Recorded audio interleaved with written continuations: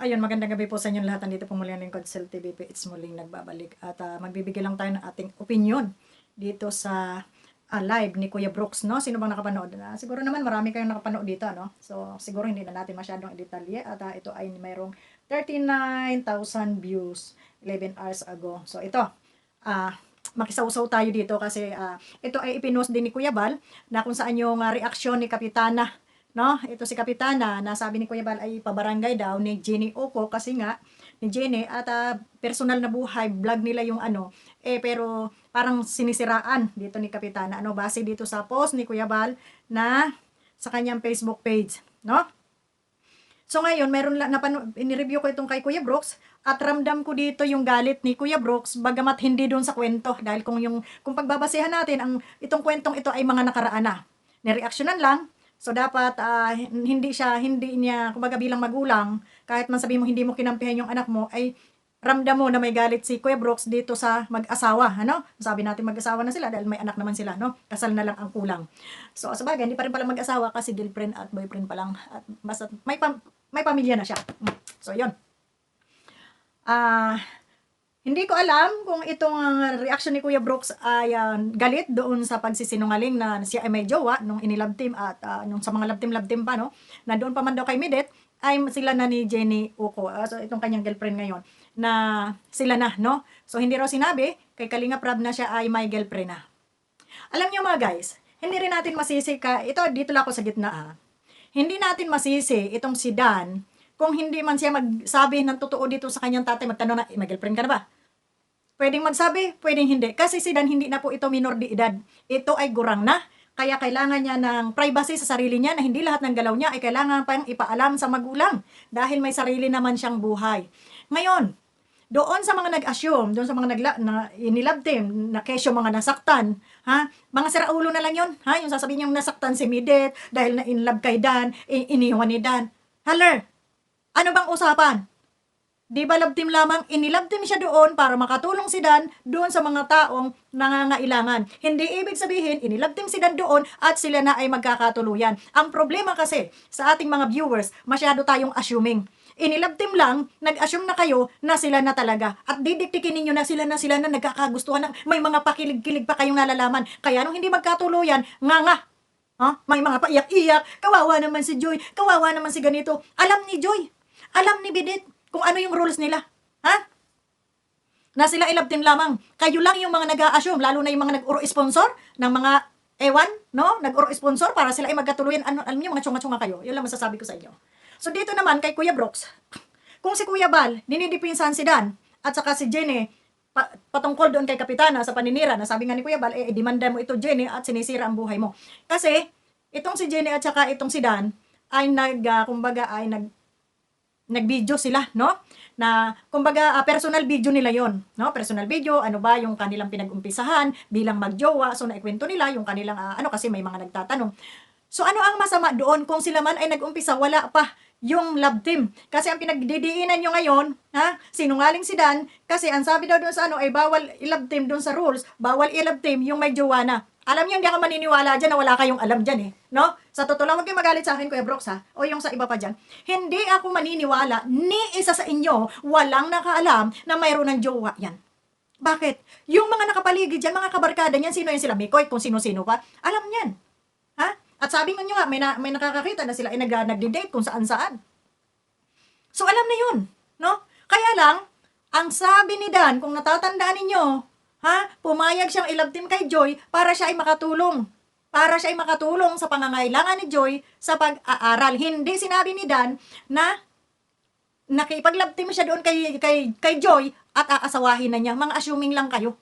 Ang purpose lang niya doon, makatulong siya. Sa pamamagitan ng love team, makakuha sila ng mga sponsor para makatulong doon sa beneficiary. Huwag niyo sabihin hindi yan alam ni ganito, hindi yan alam ni ganito. Itong liit ng mundo natin, kaya imposible diyan sa ilang buwan na pag-ikot diyan, na ilang episode yan kainyong mga love team na yan na hindi alam na may jowa yan, ipakalbo ko yung buko. Kung talagang wala kayong alam. Huwag kayo magsinungaling, may mga nahiring-hiringan na kayo, may alam kayo, kasama nyo yan lagi. Imposible na wala man lang makabulong sa inyo at kayo hindi nagmalay lahat at blind kayong lahat. Samantalang yung barkada niya ni Jenny na andyan kasakasama ng mga yan, imposibleng walang nakabulong sa inyo. Ha? Kalukuhan yan, hindi ako naniniwala. Ito si Kuya Brooks. Ito yung sinasabi ko, Kuya Brooks. Hindi ko mo kay may galit ka sa anak mo o hindi nasunod ang anak, hindi nasunod ang iyong kagustuhan, ay imbis na ikaw na ama, o sabihin na natin hindi ka konsentidor na ama. Pero dapat noon pa, ha? Dapat nilinaw nyo na kayo sa mga love team, huwag kayong mag-assume na kayo ay mamahalin nitong aking anak, yan ay love team lamang. Dapat noon pa ina-announce nyo na yan eh. Pero yung ikaw na mismong magsasabi na parang kulang na lang, Parang may galit ka talaga dun sa manugang mo at saka dun sa parang hindi mo gusto dawin ang iyong pananalita. Yung pinaghuhugutan mo dito ay hindi ito yung istorya na yan. Kasi yung kwento na yan, anong pakialam ni Kapitana sa kwento na ito? Dahil ito ay, tawag nito, ito ay mga nakaraan na. At hindi naman ni Dan pinaglaruan, hindi naman niya pinagsamantalahan itong si Joy. Para sabihin yung niloko ni Dan. Hindi naman niya binuntis si Midet. Hindi naman niya binuntis si Joy. Prinotektahan pa nga niya eh. Di ba?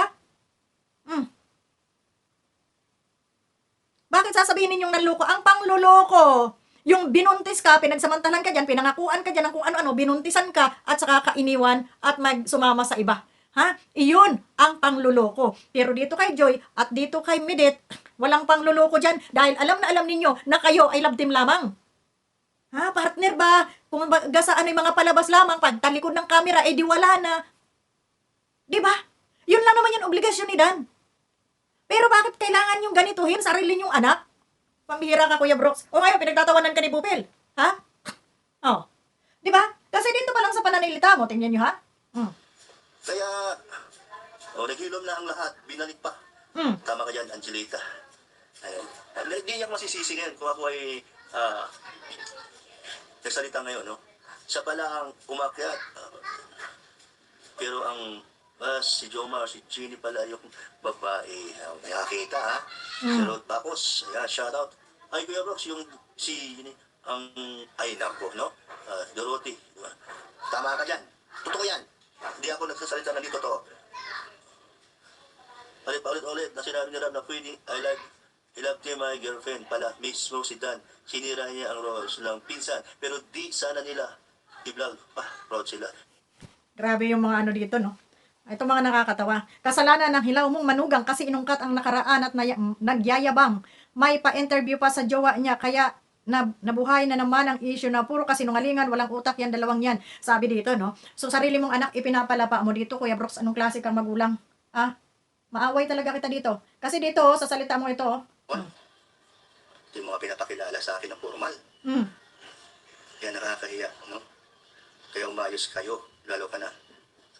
Dan, wala kang respeto sa akin.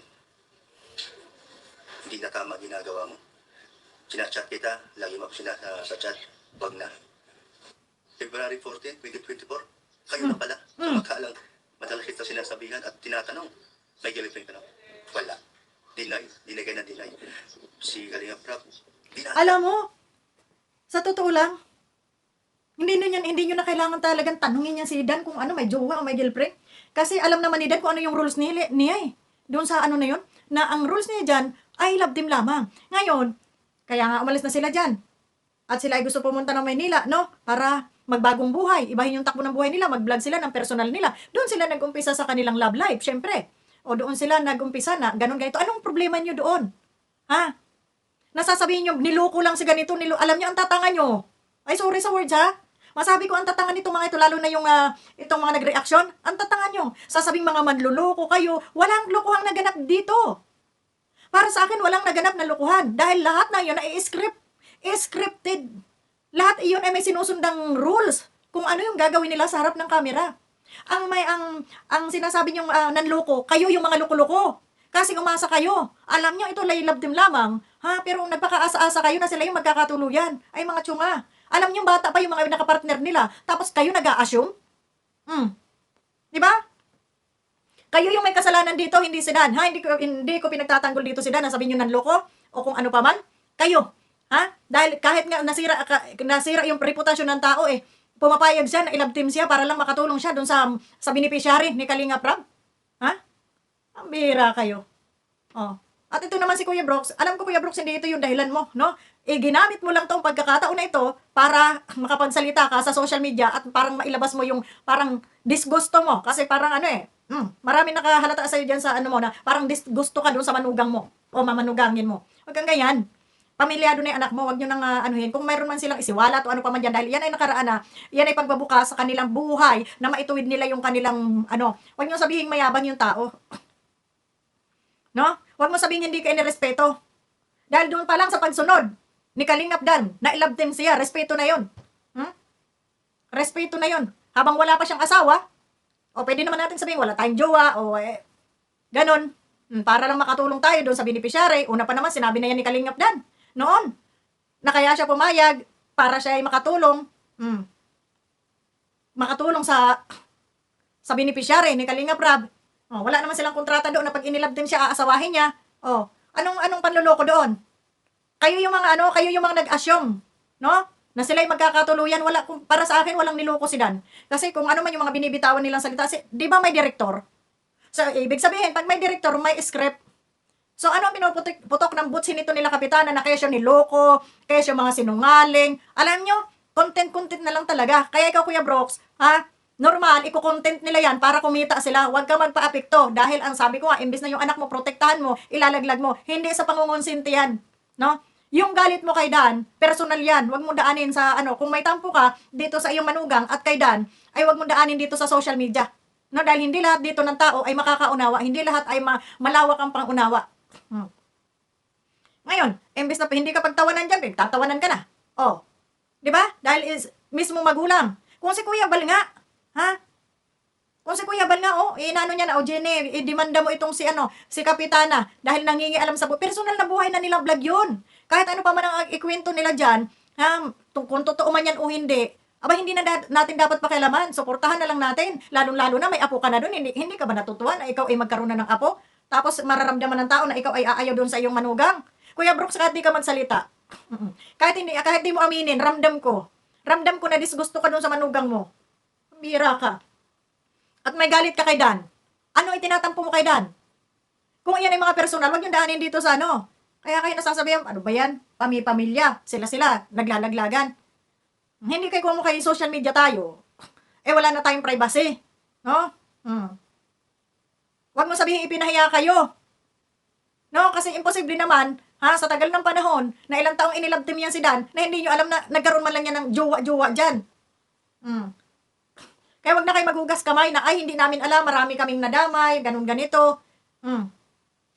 Sabihin na, may jowa na pala si Dan, tapos may kalabtim na si Joy. Anong problema doon? Hindi naman niya pinagsamantalahan si Joy. Pinagsamantalahan ba? O kung nagkagusto man si Joy, hindi ni Joy problema yon. Hindi ni Dan problema yon. Dahil ang usapan, labtim lang. Pinangakuan ba kayo ni Dan na pakakasalan niya itong mga inilabtim sa kanya? Kung pinangakuan ni Dan na ipakakasalan niya lahat yung inilabtim sa kanya, tapos binuntis niya, tapos iniwanan niya, yan yung pangluloko. Pero, yung love team na yon, unawain nyo ito sinasabi ko, yung love team na yon, may director, may cameraman, may script. Ibig sabihin, scripted yung love team. Para lamang, iyon ay pampasaya sa mga nalulungkot dito sa ibang bansa at doon sa mga sponsor na gustong tumulong doon sa beneficiary na makapagtapos ng pag-aaral. Yun lang yung purpose nun. Sinabi ba ni Kalingap Rab na pag inilove team kita, juwain mo at pakasalan mo? Di ba? So, anong panluloko doon? Walang panluloko. Yung mga nag-assume lang, ang niloko lang, sila yung nanloko sa sarili nila. Kaya wag mo sisihin yung anak mo. Anak ng tinapa, Diyos ko, Mio Marimar. Sasabihin niyo naman, hindi ako konsentidor na tao. It's too late. It's too late. Wag mo silang sisihin. Dahil sila, nag-vlog ng gano'n, nag-vlog sila ng gano'n, personal na buhay na nila yun. No? Yung mga moment nila na yun. So, walang panluloko doon. Dahil alam siguro naman yan nilang lahat na yan ay script lamang. Kung hindi man yan sinabi sa'yo ng anak mo, may karapatan naman siya dahil nasa edad na siya. Hindi lahat ay pwede mong alamin ang sekreto ng iyong anak. May privacy po tayo, no? Lalo na sa ating mga anak, lalo na yan ay may edad na. Hindi lahat ay sasabihin sa magulang. Kaya wag ka namang, ginawa mo naman sanggol yung anak mo, Kuya Brooks. Ginawa mo sanggol na gusto mo, sabihin sa yung lahat. Wag ganun. Protektahan mo yung anak mo na hindi mapasama dahil magkapaano-paano, anak mo yan, kadugo mo yan, protektahan mo yan. Pambira ka naman, oo. Dapat nga yung mga kumakalaban dyan ang banatan mo, hindi yung anak mo. Pero ramdam ko kasi, hindi kasi yun yung punto doon eh. Hindi yun yung pinupunto mo. Parang gusto mo lang makaganti kay Dan. Ayan, parang may personal kang galit sa anak mo o may personal kang tampo. Ramdam ko lang ha, bilang isang ina, sa dawe ng kanyang pananilita, meron siyang personal na tampo dito sa mag-asawang ito. No? At parang ramdam ko parang walang kaamor-amor ito si Kuya Brooks doon sa kanyang manugang. Huwag ganun. Anak mo yan, ano man mangyari. Gusto mo, yung anak mo, makita mong binubugbog dyan, sasabihin, kasalanan ng anak mo. Halimbawa, binugbog yung anak mo, kasalanan ng anak mo. Hindi mo man lang poprotektahan, hindi mo man lang tutulungan yung anak mo dahil kasalanan niya. Mariosep, wag ganun, Kuya Brooks, anak mo yan. Paano anak mo yan. Kung may tampo ka sa kanya, kausapin mo na lang ng personal. Kung hindi man siya magsabi sa'yo ng mga sikreto niya, karapatan niya yun dahil nasa hustong gulang na siya. Hindi na siya sanggol. Ngayon dito sa mga nambabas na ito, kagaya nila Kapitana, iyan ay walang karapatan makisawsaw sa buhay ng may buhay dahil kahit nga yung buhay nila miserable din, wala silang karapatan manghimasok sa buhay ng may buhay. Ang kanila dito, basta lang makakuda, makakontent lang, magka-views lang at kumita sa kanilang channel. Kaya wag mong sakyan yung mga patutsada nila na yan si Dan manluloko. Walang niloko si Dan dito. Dahil kung iisipin natin, may direktor. May direktor. Sinong direktor? Si Kalinga Prab. May script na sinusunod, may cameraman, may mga taong nakapalibot. So alam nila kung ano yung papel nila doon sa kanilang gagawing movie para panoorin. Nasa social media tayo, maging malawak sana yung pangunawa ninyo. Dahil kung makikitid ang pangunawa ninyo at kayo ay mga conservative, huwag kayong mag-social media. No? Huwag kayong mag-social media. Kasi dito sa social media, hindi lahat ng napapanood nyo, hindi lahat ng nakikita nyo, hindi lahat ng naririnig nyo ay totoo. Lalo na kung may script. Lalo na kung may cameraman, may director, scripted lahat yan. So, yun. Kuya Brooks, ako'y nadismaya sa iyo na imbes na ikaw ang magulang, protektahan mo yung anak mo, pero ikaw yung naglaglag. Huwag mong sabihin na nadamay kayo ng mga panahon na yun. Nakalipas na yun. Nakalipas na yun. At kahit man nagkwento sila, personal na nilang buhay yun. Personal na nilang vlog yun. Wala nang involved doon, kundi sila na lang dalawa. No? Itong mga nag-reaction na ito, mga mema lang to. No? Mga mema lang. Wala ditong, para sa akin, walang niloko dito si Dan. No? Kasi bakit hindi ka nagsabi na may jowa ka pala? Magsabi man yan sa hindi, anong problema? Ay, hindi naman niya aasawahin yung kanyang nilabtem. Hindi naman niya binuntis ba? Sus, ewan ko sa inyo. Yun na nga lang, sige, babay na. Kaloka.